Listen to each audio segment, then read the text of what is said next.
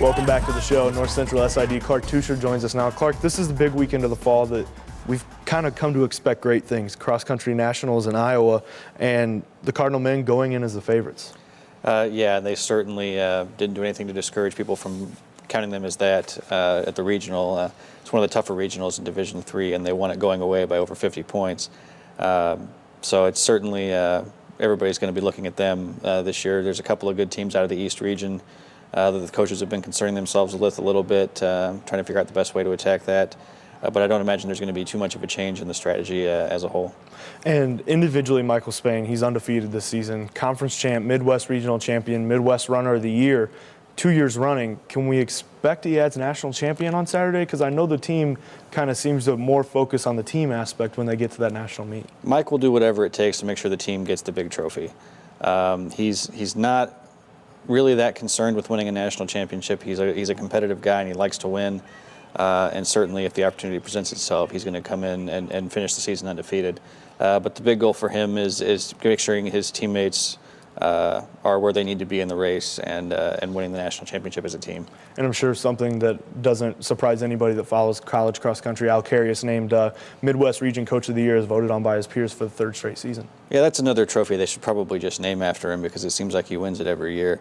Al will be the first one to tell you that it's about the assistant coaches and the athletes winning that award, but certainly he's the one that everybody rallies around, and so it's certainly a well-deserved honor yet again. In the women's team, they don't qualify as a team to go to nationals, just missing out on that fifth spot. But they do have Amanda Lesh running as an individual, making a return trip to nationals after finishing third as a senior. She's somebody that's really put together a pretty good career. She certainly has, and she really came back this year because she hadn't been able to run as she wanted to during her career because of all the injuries and things that she'd had. And so she really wanted to make this a successful year athletically, and she certainly is well on her way to doing that. She's got one more kind of hurdle to climb here at nationals in cross country, trying to become an All-American for the first time. So certainly a great opportunity for her to get that done. And Cardinal Wrestling opened up their season in Galesburg last weekend. Nathan Fitzenrider won an individual title and named Wrestler of the Week by the conference. Yeah, Nathan was pretty dominant throughout his four matches there at the tournament. He won the final 7-0 over a guy who was an alternate for the national championships last year. So certainly appears that he's in good form. Andrew Zobak was also a winner at 141 and really wasn't tested too much there.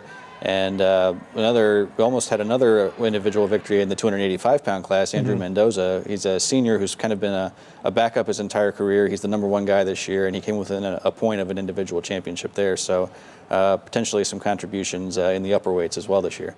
And with the exception, I think, of 2 weight classes, they placed in every single one. So certainly in a team race, they would have been at or near the top. So that's certainly one of the things that they want to make sure that they do is perform well as a team and not just have 1 or 2 individuals carrying the load. And Michelle Roof's women's basketball squad, they dropped their season opener, but to a team on the cusp of the national rankings. Yeah, they got off to a good start, and they kind of went cold on offense, and you really can't do that against a team like Chicago that likes to get up and push the pace and make sure that you don't get a chance to come back after a scoring drought like that.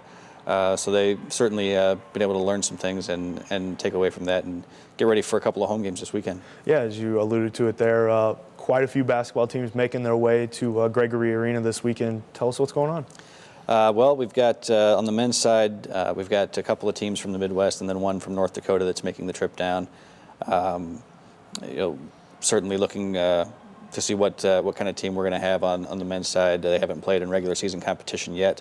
On the women's side, for the most part, they're fairly local teams. There's a team from Indiana, St. Mary's, that posted a big win over Wheaton College on Monday. So they're looking like they might be the favorite coming in. Certainly a big challenge for the women's team as well. Well, Clark, thanks for coming by. Thank you. That's all the time we have for this week's edition of the Red Zone. Playoff football is back in Naperville Saturday when the Cards kick off against St. Norbert at high noon. You can find the game right here live on NCTV 17. For everyone involved with the program, I'm Alex Simmons. We hope to see you right back here next week.